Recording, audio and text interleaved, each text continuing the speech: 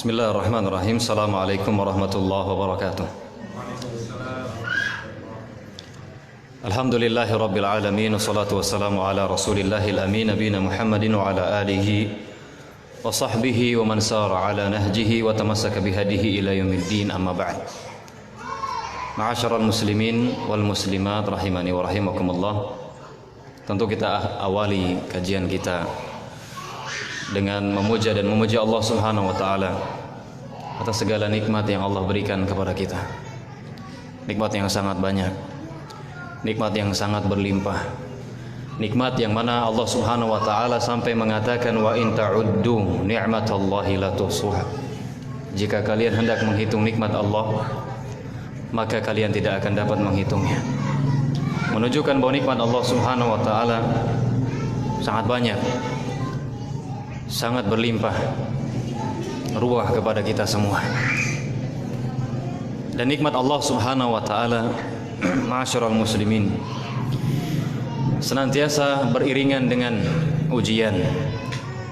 Dan sebetulnya nikmat itu sendiri adalah ujian. Oleh karena itu, di samping kita bersyukur kepada Allah Subhanahu wa taala, maka kita pun dituntut untuk bersabar. Semoga Allah Subhanahu wa taala senantiasa membimbing kita, senantiasa memberikan kekokohan, kekuatan kepada kita semua untuk bersyukur atas nikmatnya dan bersabar atas ujian yang diberikannya. Baik, ma'asyiral muslimin rahimani wa rahimakumullah. Insyaallah taala sebentar lagi kita akan memasuki bulan Dzulhijjah. Sekarang kita di bulan Dzulqa'dah. Dan di bulan Dzulhijjah terdapat amalan yang sangat agung, amalan yang sangat mulia, amalan yang sangat dicintai oleh Allah Subhanahu wa taala, yaitu amalan kurban, ya. Az-zabh, an-nahr, ya, amalan kurban. Jadi kurban adalah ibadah. Dan yang namanya ibadah harus, ya, ikhlas dilakukannya karena Allah, ditujukan kepada Allah, mengharapkan pahala pun dari Allah, dan harus sesuai dengan tuntunan Rasulullah. Harus dengan tuntunan siapa, Bu? Tuntunan Pak Rasulullah, ya, bukan Pak RT. Ya, kalau Pak RT yang ngikutin Rasul, nah. Jadi harus ikhlas dan juga harus sesuai dengan tuntunan Rasul sallallahu alaihi wasallam. Bagaimana kita bisa mengikuti Rasulullah dalam hal beribadah kurban? Maka tentu jawabannya harus kita pelajari. Harus kita pelajari dari dalil-dalil Al-Qur'an atau dari hadis Nabi sallallahu alaihi wasallam, atau ya dari pembahasan-pembahasan yang sudah ditetapkan oleh para ulama yang mereka ambil dari Al-Qur'an dan hadis. Ya, ringkasan-ringkasannya maksudnya. Oleh karena itu, kita insyaallah taala pada kesempatan malam hari ini akan membahas tentang kurban. Semoga dengan apa yang kita bahas ini kita memiliki bekal, ya, kita memiliki ilmu untuk mengamalkan ibadah kurban yang mulia dengan benar. Tentu kita, Bapak Ibu yang dimuliakan oleh Allah, ketika berkurban, ya, atau amalan yang lainnya, semua amalan ingin sekali diterima oleh Allah. Karena sangat rugi, Bapak Ibu, seseorang telah mengeluarkan tenaganya, telah mengeluarkan hartanya, telah mengerahkan waktunya untuk melakukan amalan. Sangat rugi apabila semua yang dia lakukan itu ternyata sia-sia. Rugi besar. Sangat-sangat rugi. Oleh karena itu, agar kita tidak menjadi orang yang merugi, maka kita akan pelajari bagaimana tata cara ibadah kurban yang sesuai dengan tuntunan Rasulullah sallallahu alaihi wasallam. Baik, Bapak Ibu yang dimuliakan oleh Allah, mari kita memulai. Ya, saya harap kita semua telah bersiap. Fokuskan pikiran, ya, fokuskan pikiran terlebih dahulu. Jangan kemana-mana pikirannya, sesuai dengan jasadnya, ya. Baik. Udhiyah. Udhiyah itu bahasa Arab, kalau diterjemahkan, ya, berkurban. berkurban.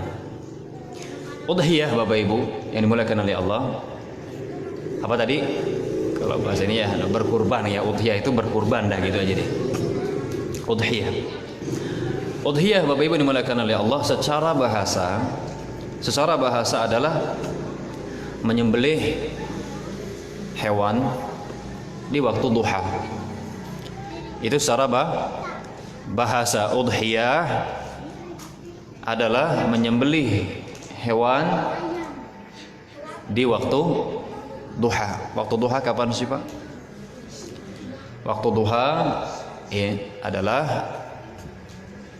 waktu duha itu dimulai dari 15 menit setelah matahari terbit ya kalau kita menitkan, atau sekitar 20 menit setelah matahari terbit sampai zawal. Sampai waktu zawal. Zawal itu apa? Zawal itu ya waktu bergesernya matahari, ya, bergesernya sedikit ya ke barat. Bergesernya sedikit ke barat. Jadi Pak, kalau seandainya kita tancapkan sesuatu di tanah gitu ya, kita tancapkan, ketika matahari tepat di atas ada bayangan tidak? Tidak ada. Nah, ketika ada bayangan sedikit di arah timur, berarti matahari bergeser sedikit ke arah barat. Nah, itulah waktu zawal. Dan waktu zawal adalah waktu masuknya sholat zuhur. Nah, jadi waktu sholat duha dimulai setelah matahari terbit sekitar 15 menit. Ini matahari terbit nih kan, keluar 15 menit itu mulai tuh waktu duha sampai waktu zawal. Iya. Nah, itu waktu duha. Nah, Bapak Ibu yang dimuliakan oleh Allah, udhiyah tadi ya secara bahasa adalah menyembelih hewan di waktu duha. Yang diinginkan dari udhiyah tentu secara syariat. Secara syariat, apa sih udhiyah itu? Apa sih kurban itu? Secara syariat Bapak Ibu, udhiyah adalah hewan yang disembelih. Udhiyah adalah hewan yang disembelih ya, dalam rangka beribadah kepada Allah Subhanahu wa taala di hari Id. Idnya Id apa ini? Idul Adha. Saya ulangi, udhiyah adalah hewan yang disembelih dalam rangka beribadah kepada Allah di hari Idul Adha. Dan hewannya itu berupa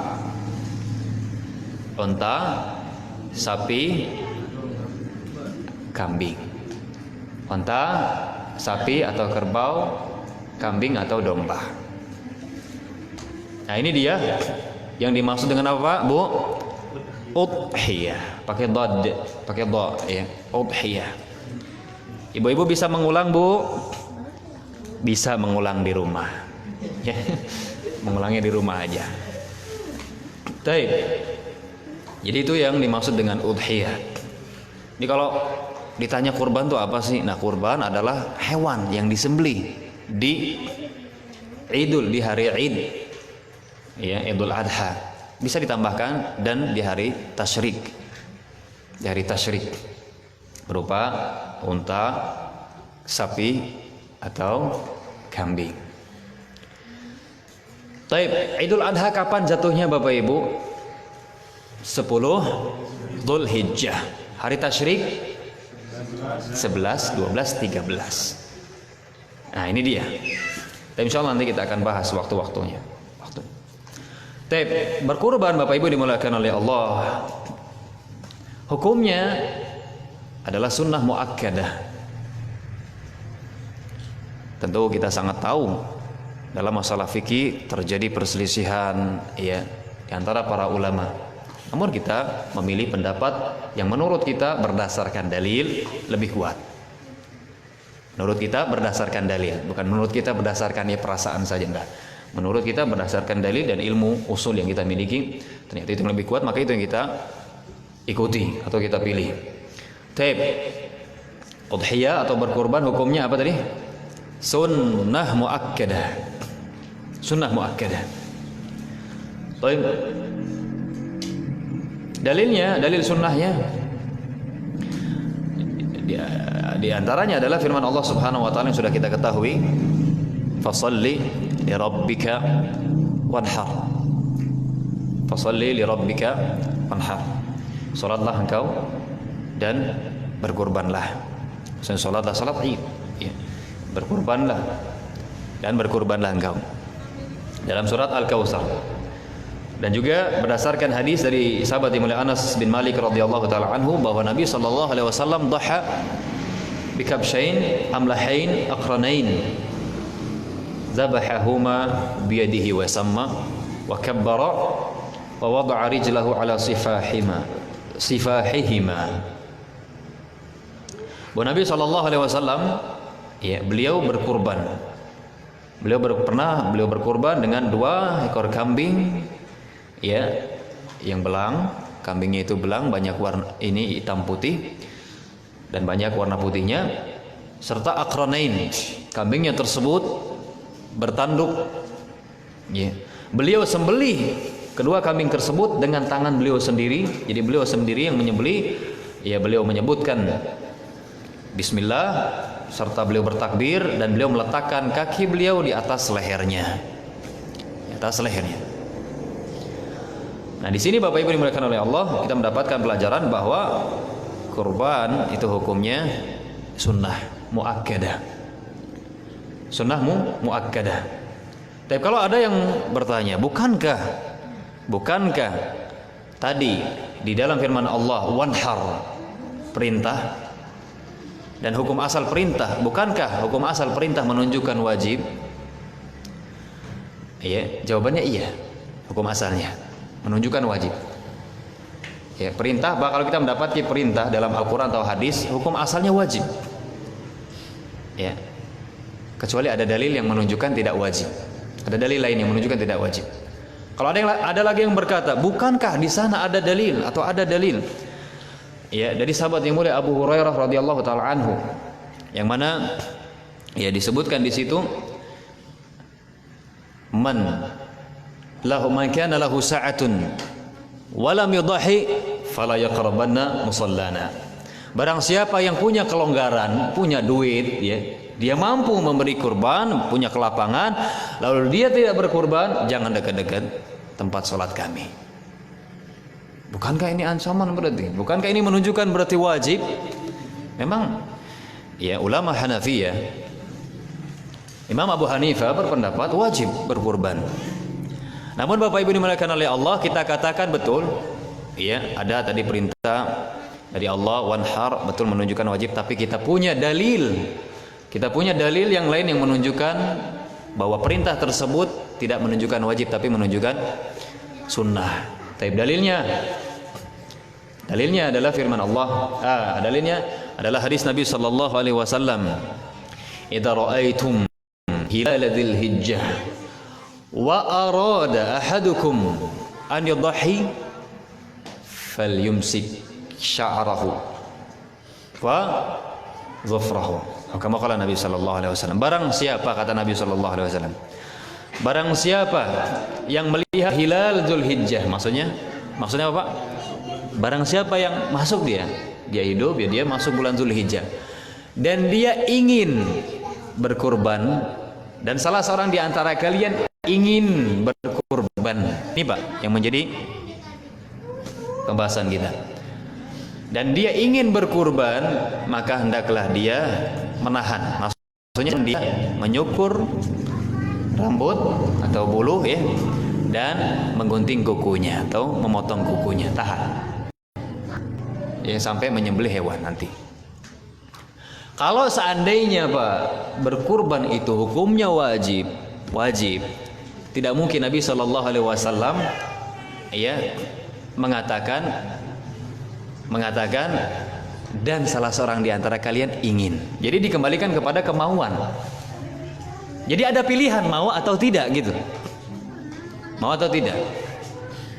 Jadi, ya, ini salah satu dalil yang menunjukkan bahwa perintah yang ada itu tidak menunjukkan wajib. Di antara dalil lain yang menunjukkan sunnah, bahwa sahabat yang mulia Abu Bakar serta Umar radhiyallahu taala anhuma pernah tidak berkurban karena beliau takut nanti kurban dianggap wajib. Ya, beliau takut kurban nanti dianggap wajib. Akhirnya beliau ini sahabat yang mulia Abu Bakar dan Umar tidak berkurban. Tidak berkurban. Ala kulli hal, Bapak Ibu dimuliakan oleh Allah, tentu sangat tidak layak bagi orang yang mampu tidak berkurban. Tidak layak sekali. Ya. Tidak layak sekali orang yang mampu berkurban tidak berkurban. Bagi orang yang terbebas dari hutang, tidak banyak tanggungan, insyaallah taala mampu dia. Nanti kita akan bahas, Pak. Ya, minimal, Pak. Minimal nanti kita akan bahas. Ya, hewan kurban. Minimal yang kita kurbankan tuh 1 kambing atau domba, dan domba minimal itu umur 6 bulan. Domba umur 6 bulan berapa sih duitnya? Berapa duit sih? Ini orang yang terbebas dari utang ya. Terbebas dari utang. Kalau orang yang banyak utangnya udah nggak usah mikirin kurban, mikirin utang dulu. Ya, bayar utang gimana caranya? Nggak usah kurban, utang dipikirin. Ya. Baik.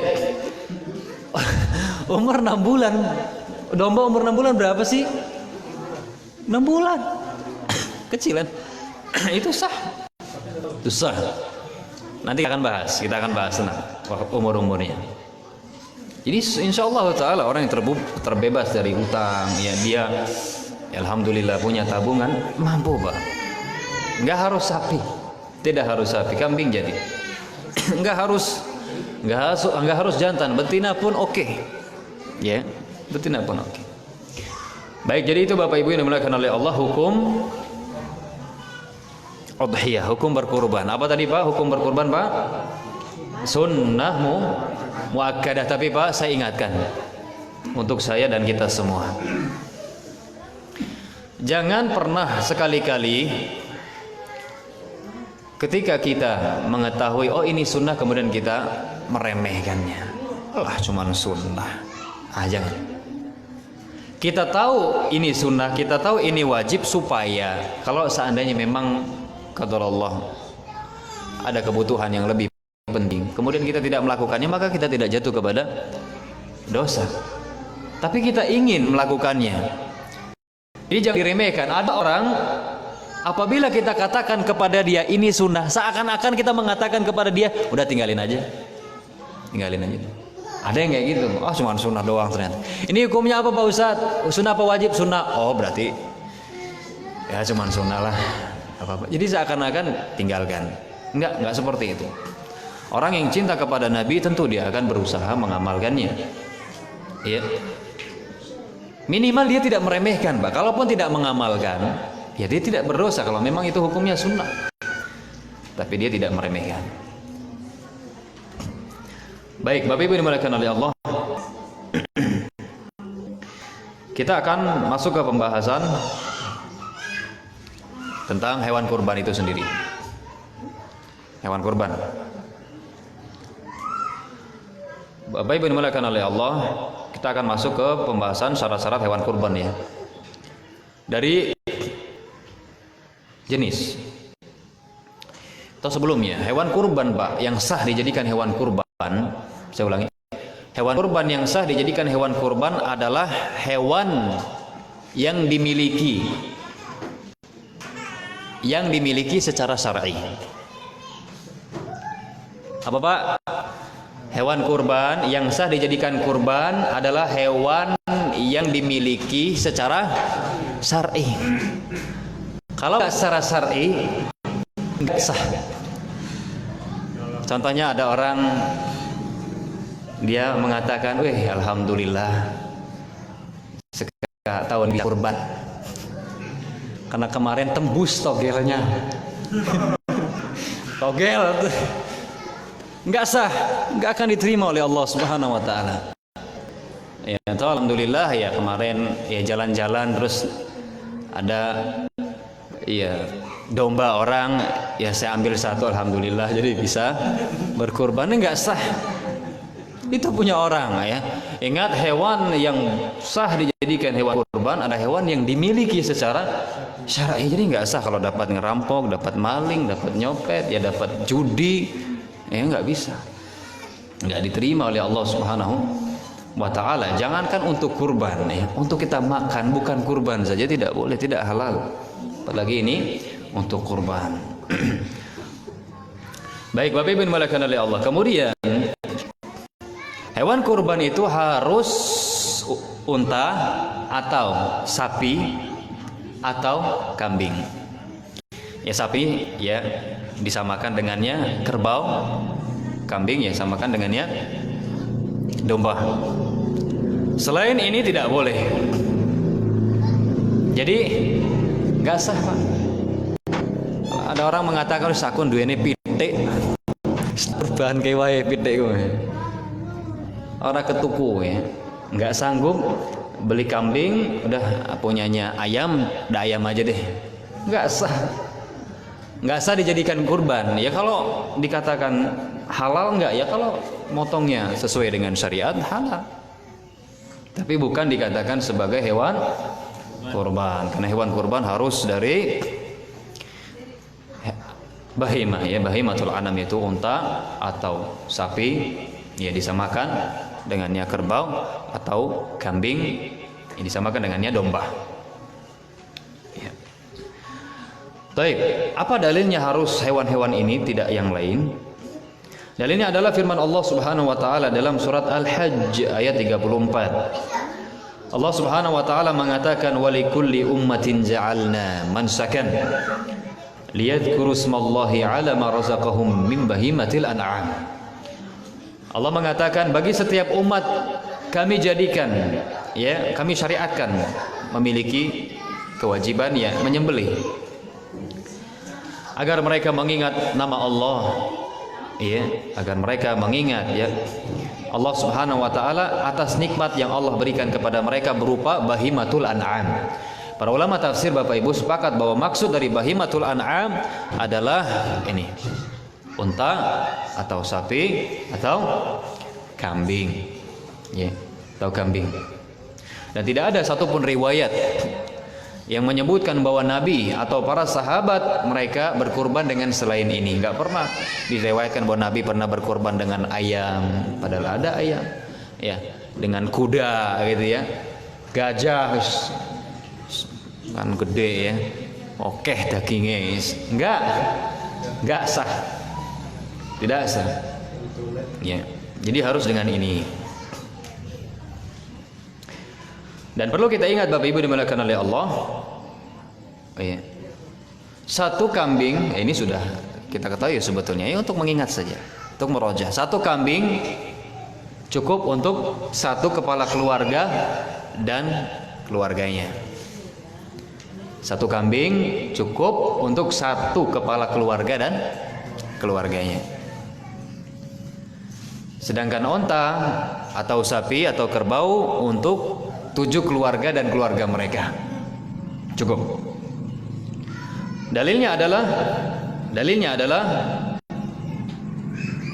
hadis ya diriwayatkan Imam Ibnu Hibban dan disahihkan oleh Syekh Al-Albani rahimahullahu taala dari sahabat yang mulia Abu Ayyub radhiyallahu taala anhu. Beliau mengatakan kana rajulu fi ahdi Rasulillah sallallahu alaihi wasallam yudahhi bisyati anhu wa an ahli baitih fayakulun wa yut'imun. Dahulu orang-orang di zaman Nabi sallallahu alaihi wasallam, ini para sahabat maksudnya, menyembelih satu domba ya atau satu kambing untuk dirinya dan keluarganya. Untuk dirinya dan keluarganya.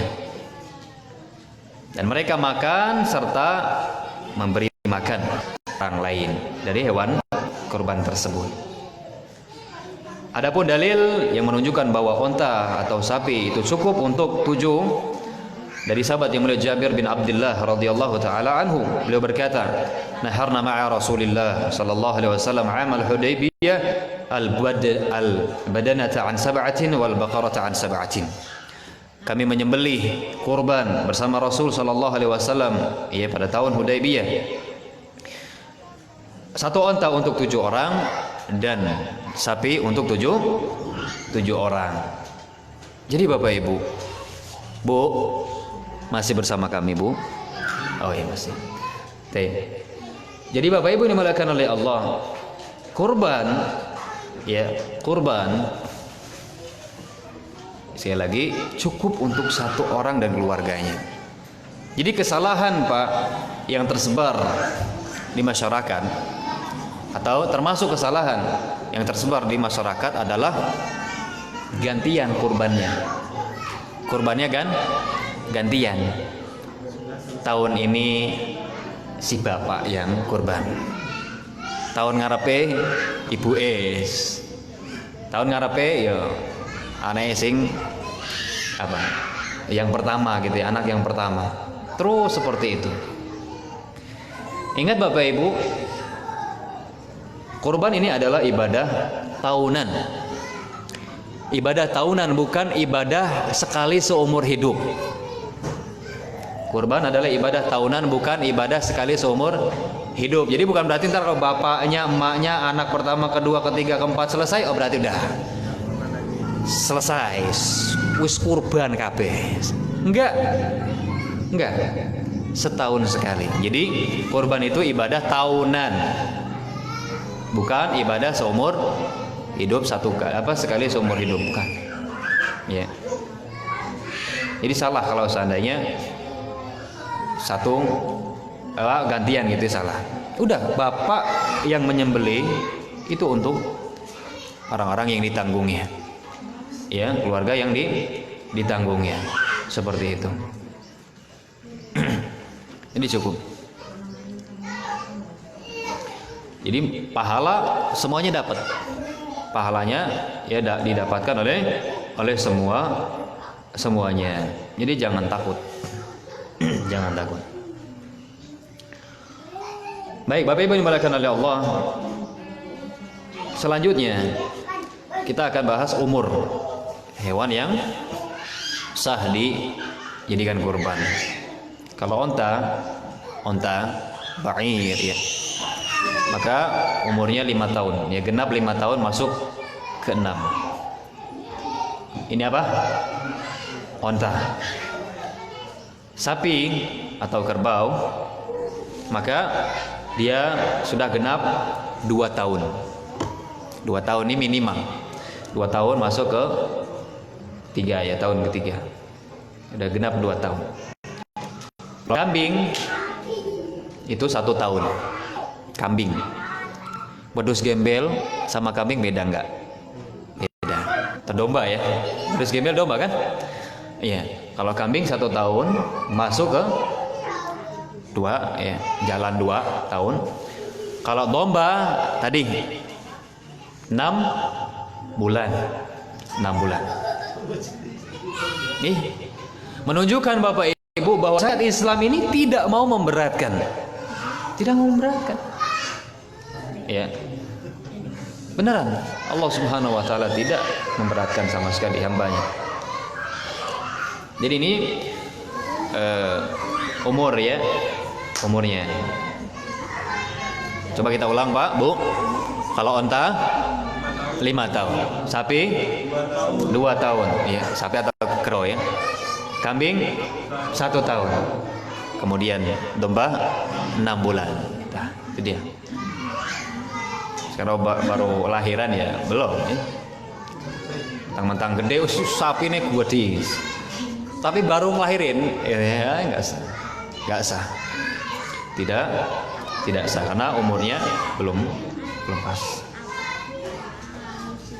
Dan ini pun umur untuk hewan akikah. Untuk akikah.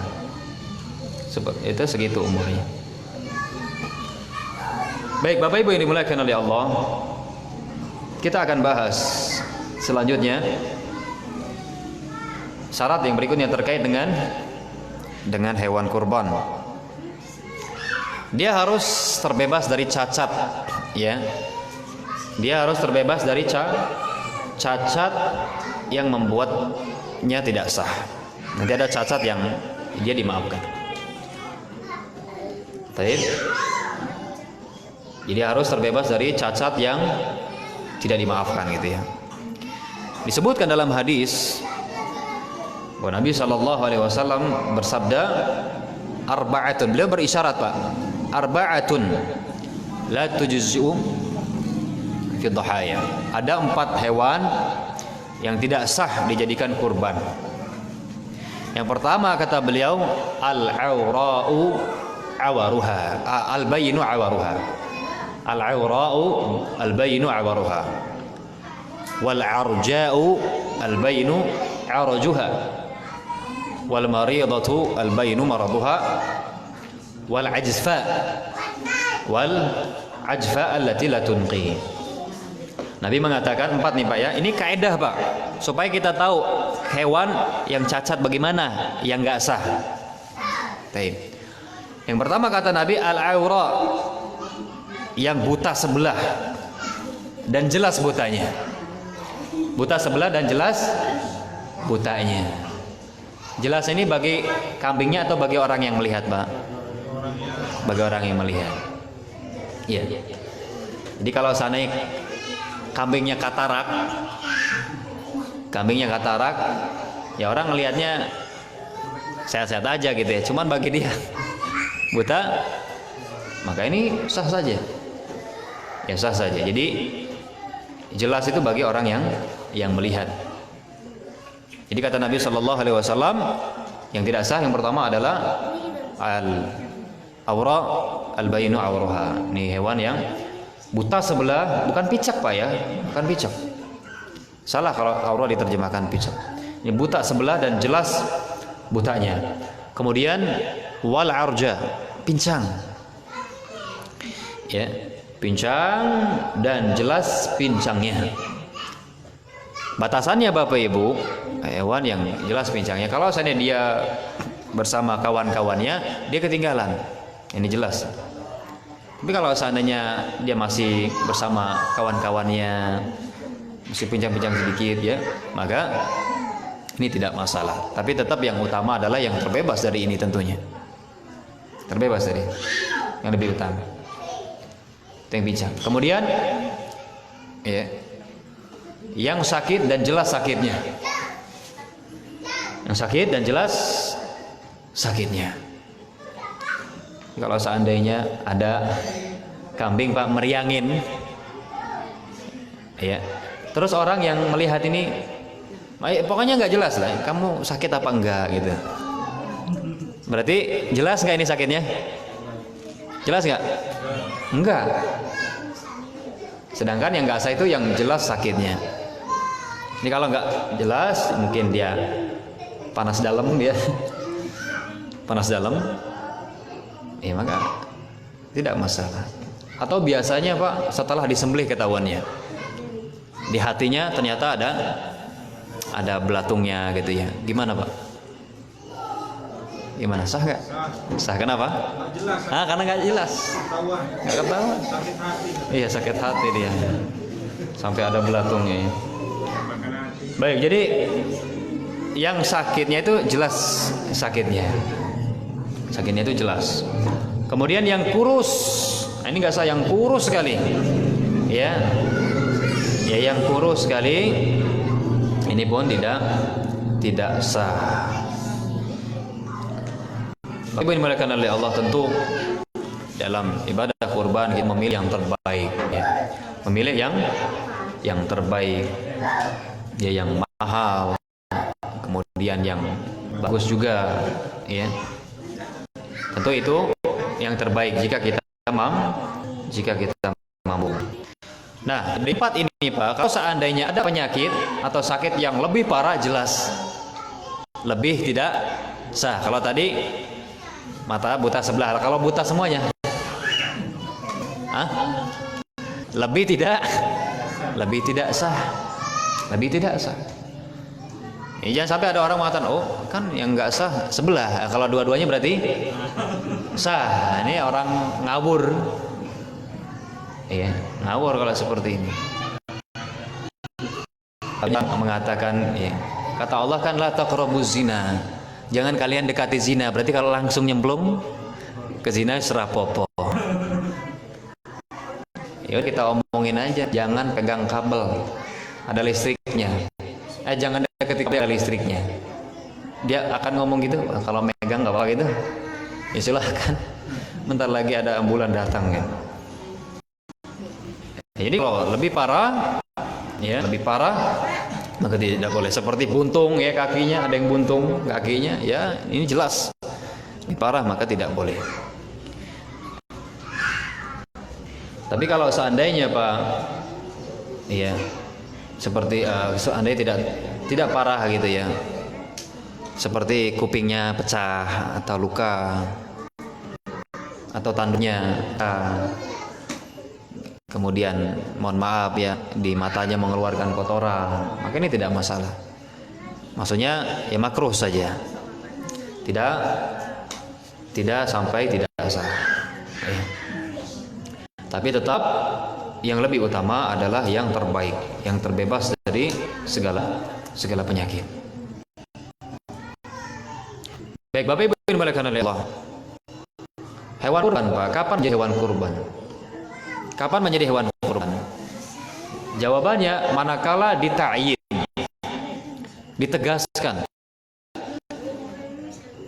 Jadi kalau ada orang mengatakan dia udah beli kambing atau beli sapi, terus dia ngomong ini untuk kurban atau ini kurban saya, jadi telah menegaskan hewan ini, maka seketika itu ada konsekuensinya.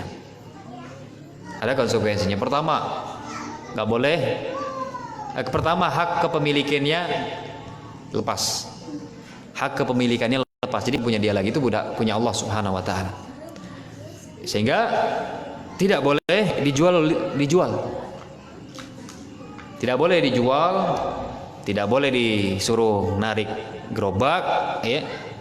Dipakai narik gerobak, dipakai bajak, itu nggak boleh. Tidak boleh. Ya. Nggak boleh juga diperah sunya. Tidak boleh. Itu konsekuensi dari ta'yin, yaitu menegaskan bahwa inilah kurban saya. Ya. Jadi seperti itu. Harus dijaga. Boleh nggak diganti? Boleh, tapi dengan yang lebih bagus. Ya, kalau ada orang punya sapi nih, banyak sapinya, awalnya dia ini mantap nih, gede, yang paling besar, yang paling mahal.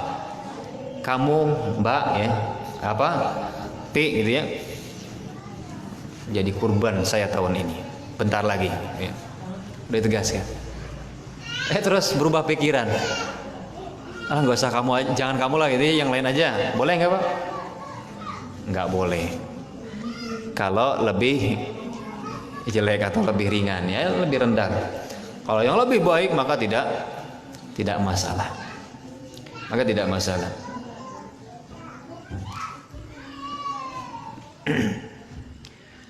Baik Bapak Ibu dimuliakan oleh Allah.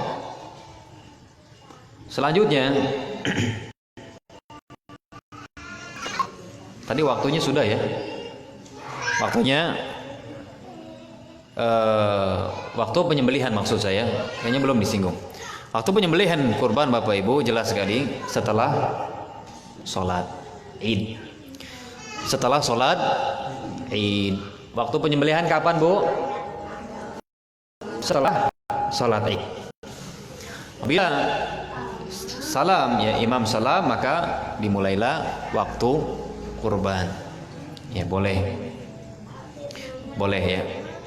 Oleh karena itu apabila ada seseorang dia mungkin niatnya supaya nggak repot, biar langsung tersedia sebelum sholat disembelih, dimasak, jadi pas pulang langsung siap, maka ini bukan kurban, tidak dinamakan kurban, tapi hewan biasa. Karena Nabi SAW mengatakan, man dzabaha qabla shalah,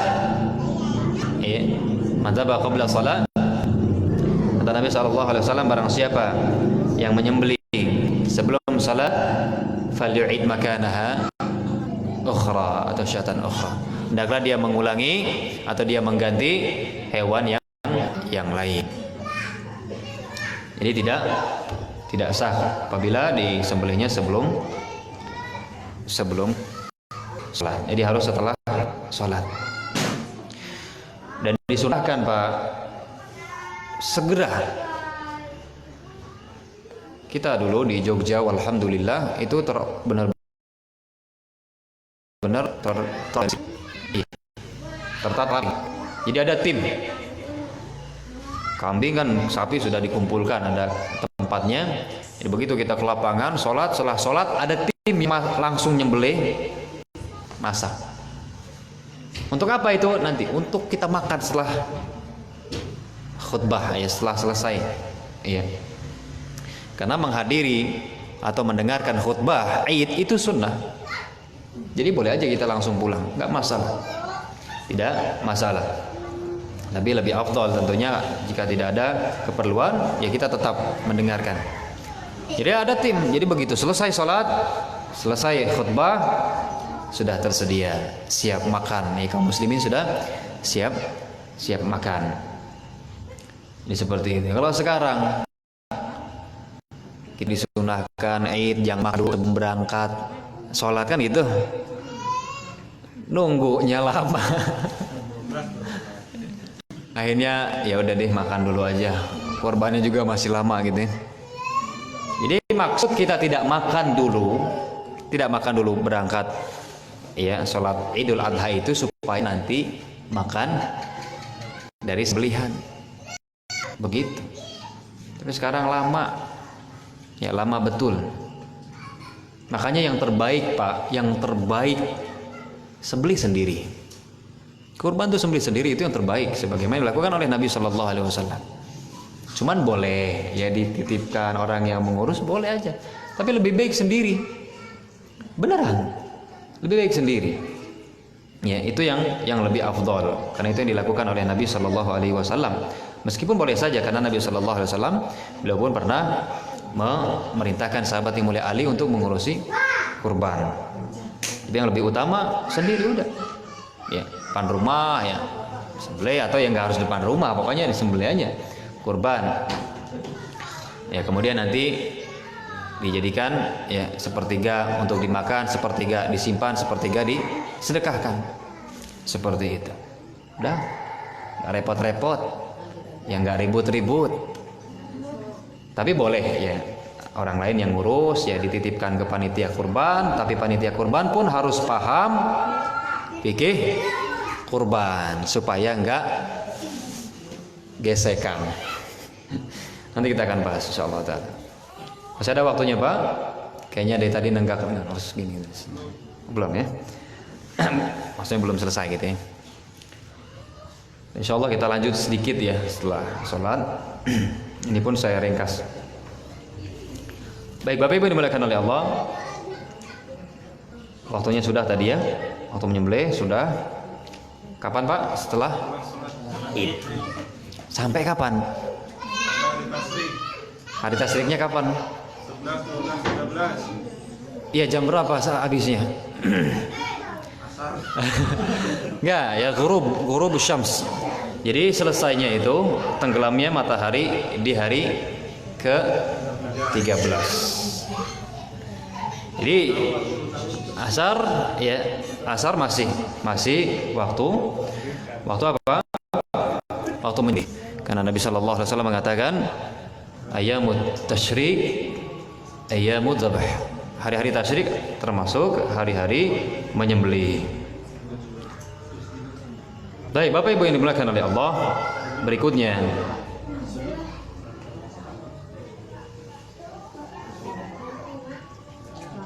azan ya. Sudah masuk azan? Baik, kalau udah masuk kita jeda terlebih dahulu, kita lanjutkan setelah Isya. Jadi jangan kemana-mana, tetaplah bersama kami ya. Dan apabila ada pertanyaan silahkan dikumpulkan dari sekarang. Wallahu ta'ala alam bisawab. Sallallahu ala nabiyina Muhammad wa ala alihi wa sahbihi wa baraka wa sallam.